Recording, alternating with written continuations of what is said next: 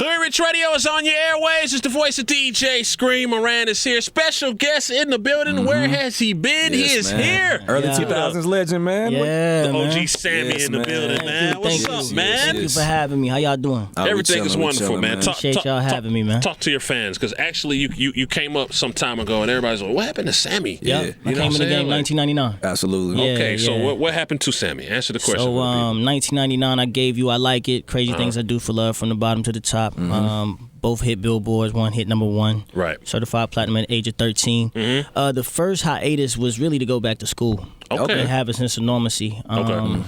My mother and my father, they believe in integrity, morals, and ethics, and they never really cared about the fame nor the fortune part of it. They always felt it was imperative for me to just have a sense of normalcy in your childhood. So you I don't care how much fame you have, you can't buy back time. You were okay with temporarily stepping away from not being able to go to Lenox Mall and having people, what was going on that time? Yeah. Social media yet? No social media at that 106 time. and Park. That's it. 106 and Park, in the box sure. and all that stuff is when I came in the game. But that was the first hiatus. So I went to high school. I played basketball for 2 years. I was homecoming king. Like, I got to do things that a lot of my industry peers missed out on. Okay. And what that taught me was like significance of self and what life is like when I'm not a star, quote unquote. Okay. You know, is it true that you went to Adamson Middle School? Nah. So I went to school in Florida, actually. Okay. I moved here when I graduated in 2005. Word. Okay. But I just learned like the value of life, which is about peace, light, and love, and just having true bonds and relationships with people that care about you. Just curious. I was going to college, so I didn't go to college. I came back to music industry, but I was going to FAMU for psych.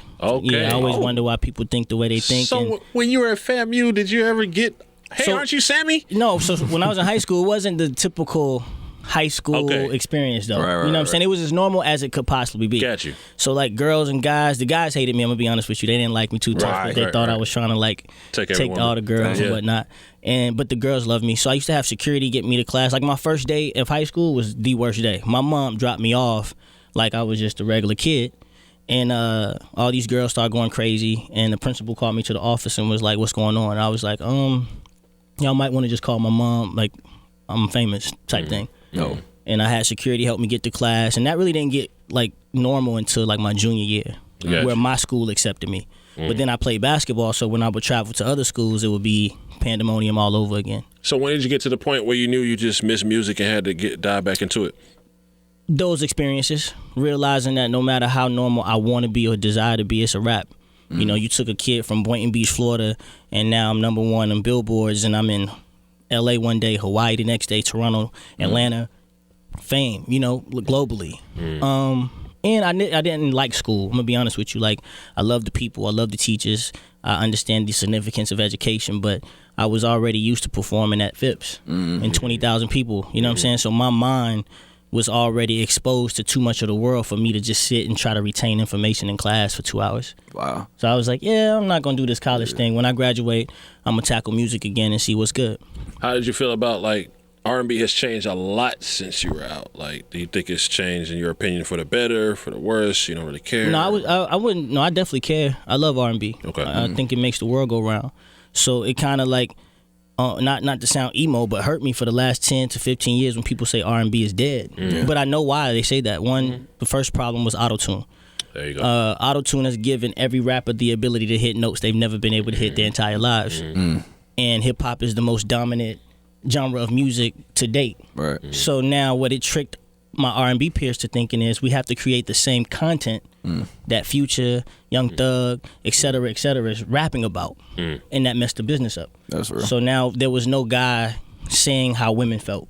There was no vulnerability, there was no passion, there was no emotion. And I think that's what Diddy was saying in reference to, big shouts out to Jacquees, but I think he was just saying that the love was missing from R&B. Very much so, which it's freedom of speech, so you can say what you want to say, but there is no king of R&B, because for like I said, for the last 10 to 12 years, people have been asking, how do you feel about the state of R&B? That question has been so dominant because there's nobody that was doing it the right way for a very long time.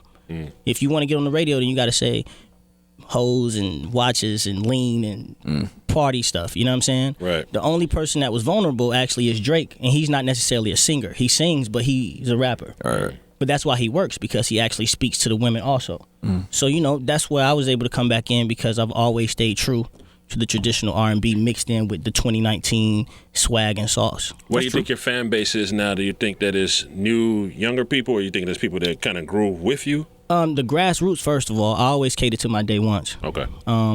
I've been blessed to be able to evolve from a child star to a teenage heartthrob, and now I'm 31 years young, and I'm able to talk my shit, you know what I'm saying, and be taken seriously. But I just went to a high school where 18-year-olds was going crazy, but they know Kiss Me Through the Phone. But their teachers who's like 33, 34, 35 was singing I Like It. So like I'm from 18 to like 36, which is a blessing, you know what I'm saying, because you can't kind of like plan that out.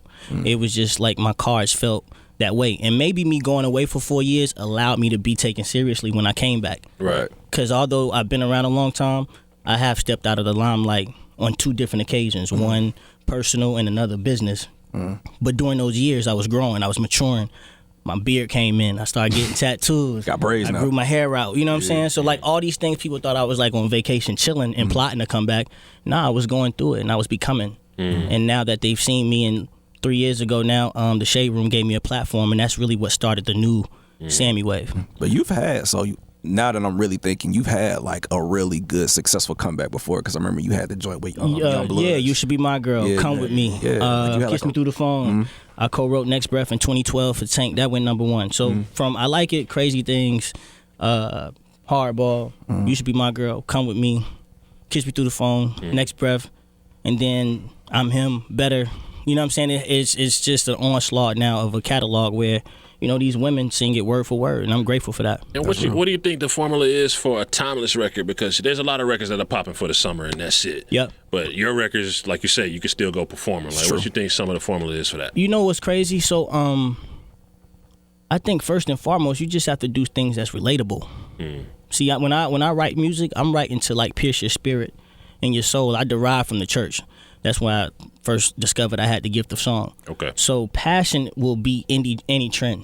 Facts. A trend goes away as soon as the trend is over. True. Passion, love, pain, vulnerability, those are everyday human emotions. Create music that impacts those emotions, and you'll be forever. You'll forever be timeless. And learn how to mix it in with, maybe I don't need to change my content, but I can do the 808s, you know what I'm saying, a little harder. You know what I'm saying? To make it's not trap, but it still hits, and it doesn't feel just like adult contemporary. So I found that perfect balance to give you traditional R&B mixed with the cool swag stuff that's going on also. What type of woman inspires your music the most? Mostly the one who I'm in love with at that time. Okay. Because that's the only woman that can affect me. So I you Like put It it all was out about on the somebody? table? Like, was I Like It about Oh, no, somebody? that was just puppy love. Oh, Everything on my first album, I ain't know nothing about nothing. So Crazy Things I Do for Love, that wasn't real? Nah, Like, but you was then floating as in I that got air and older, all in that? hindsight, it's a lot of crazy things that we do for love. You know what I'm saying? And that we put ourselves through. So that was just shout out to Dallas Austin and the plethora of writers and producers he put me with when I was a child. Okay. But when I came back to the game in 05, 06 with like You Should Be My Girl and Come With Me, I was just writing about like my first high school sweetheart. You know what I'm saying? My first girl I had a crush on. Like, and my sorrows and my triumphs and my failures as a man, I feel resonates with everybody. That's when I'm not gonna ever bash nobody or be on Instagram doing subliminal messages. I hate that. But in my music, I'm all the way an open book. And it's like the more I share of myself, the more the people embrace my music. Okay. And in essence, embrace me, because that's truly who I am. Okay. So I take my real life experiences and I make them music, and I give it to the people because I understand there's somebody around this world that can relate and is going through the same thing. No doubt. Now, how did this record come about with Lil Baby? Times 10 was one of the last ones I did for the album, actually. I had like an 8-hour studio session, so I was tired. I got back to the crib around 3 or 4. My manager Skino sent me a track maybe a couple days before. I listened to it and I thought it was cool. And I don't force music. If it takes me longer than 25, 30 minutes to write a record, that's not the record. If it takes me an hour and a half, or excuse me, a little over an hour and a half to record it, top to bottom, that's not the record. But I knew something was special about the track itself. And I put a pressure on myself to deliver a hit record. So I got home like 3, 4 in the morning. For some reason, I always follow my gut. As tired as I was, something said, pull that beat up real quick. And I sat at my desk in my room, took out my MacBook, took out my iPhone, and like in 35 minutes, I had it. Sent him the voice memo. He was asleep, but I was like, bro, when you wake up, I got something. And he woke up and was like, we got to record it ASAP. And then once we recorded it, the energy, I always have my team and a few girls and some liquor and some candles lit just to set the vibe. And everybody was like, this the record that could change your life. Again. Absolutely. So I was excited about it. And I felt it was a hit without a feature. But Lil Baby been killing shit, and he adds a different flair, you know what I'm saying? And then, you know, although I'm from Florida, I've been here 13 years, so Atlanta is like my city. That's just how I feel. Atlanta made me me. It made me a superstar. This is where I became a man at. You know what I'm saying? This is where I discovered myself at. So I wanted to just add some extra sauce on it. It was already like a amazing, you know, cake or whatever. I just wanted the icing to be Lil Baby, and we reached out. My dear friend of mine named Troy, because I didn't have a personal relationship with Lil Baby at the time. Troy reached out, and we made it happen. And Lil Baby hopped right on it. Like we went to the studio. He listened to the song for the first time, said I rock with it, got in the booth and knocked it out. That's No hard. doubt. Yeah. Are you on the Millennium Tour? Nah, I should be though, shouldn't I? Yeah. Why aren't you on the I Millennium am the Millennium Tour. Tour? Speak on that. How is that? You know what's crazy? I'm gonna be honest, because I'm very like low key and I let the music speak for itself. But this is a year where I'm really just verbally express myself. You doing the Soulja Boy, man? Because you got a song with Big Draco. You already got a song shout out with Big to Draco. Soulja. Millennium Tour. Yeah. I'm gonna say this. I think it's some guys on that tour that's intimidated by what they see. Okay. And why do you feel that way? Because I've always been my own thing. No one's ever co-signed Sammie and made Sammie. The people did it. God did it. You know what I'm saying? I don't have a lot of features that I've ever done. Never did Drake tweet out, go get Sammie's album. You know, if Drake co-signs it, it's golden. I never had that kind of co-sign on my career.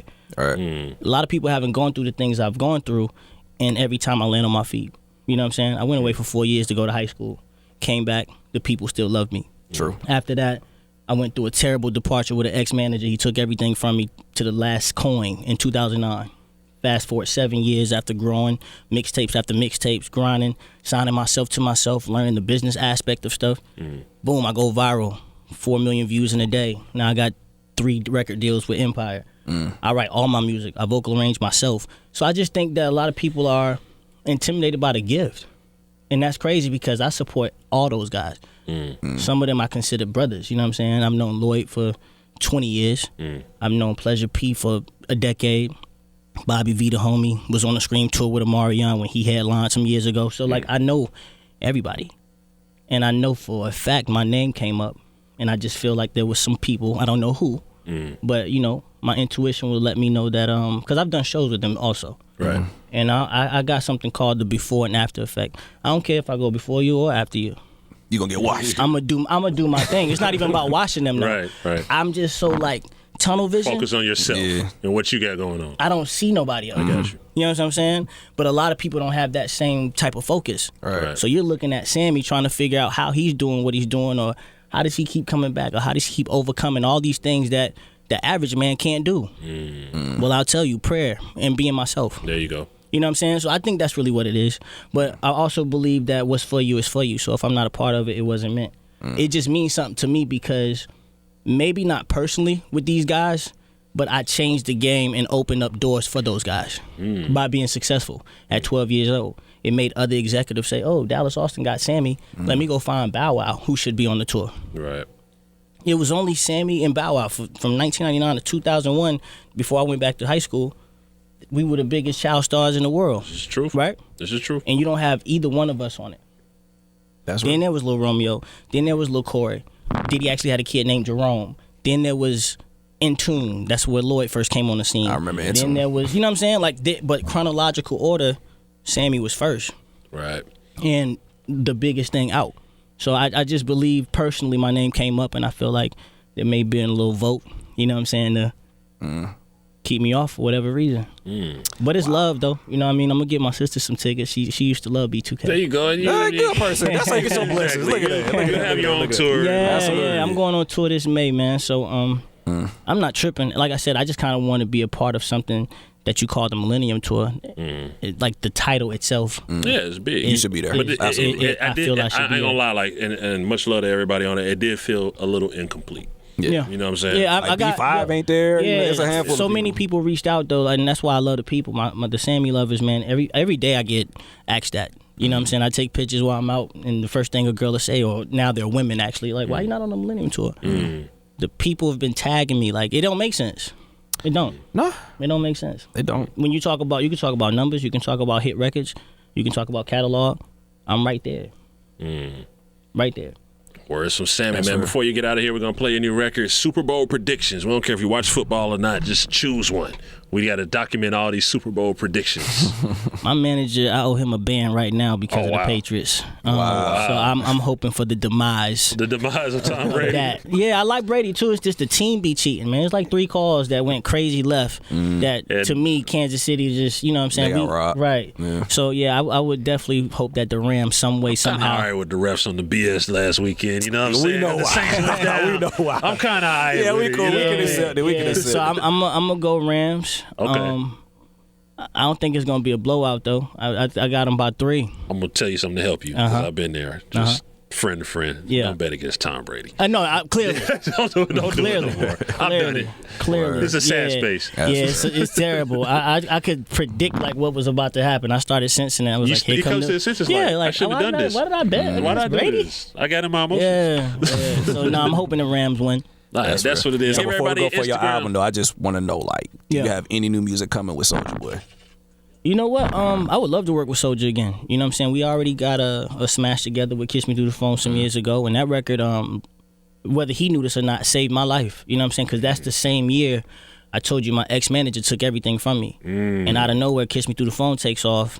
We on Jay Leno, Jimmy Kimmel Live, The View. I ended up landing a deal later that year with Interscope. I never came out under that umbrella, but it definitely kept the lights on for some time. I got nothing but love and respect for Soulja. I think his delivery is quite unique, but he's a smart guy. He's very smart, you know what I'm saying? And he understood the business was shifting into being more internet driven before the industry knew that. You know, he was the YouTube sensation. For sure. So a lot of the things that he is speaking on, like I said, I think we get caught in the theatrics of it, but if you really sit down and just really recall when he came on the scene, he changed the game. So, you know, me and Soulja, if he want to work, I'm a phone call away, a DM away, however we got to do it. Okay. We can work. I rock with Soulja. All right. There it is, man. Give everybody your Instagram. We're going to slide into this new record. Yeah, my IG is Sammie Always. My Twitter is Sammie Always. My website, SammieAlways.com. And Facebook and Snapchat is Sammie Lee Bush. Okay. Yeah. That's what it is. Big shouts out to Sammie. You know what it is. Hoodrich Radio 96.7 The Beat. Yeah.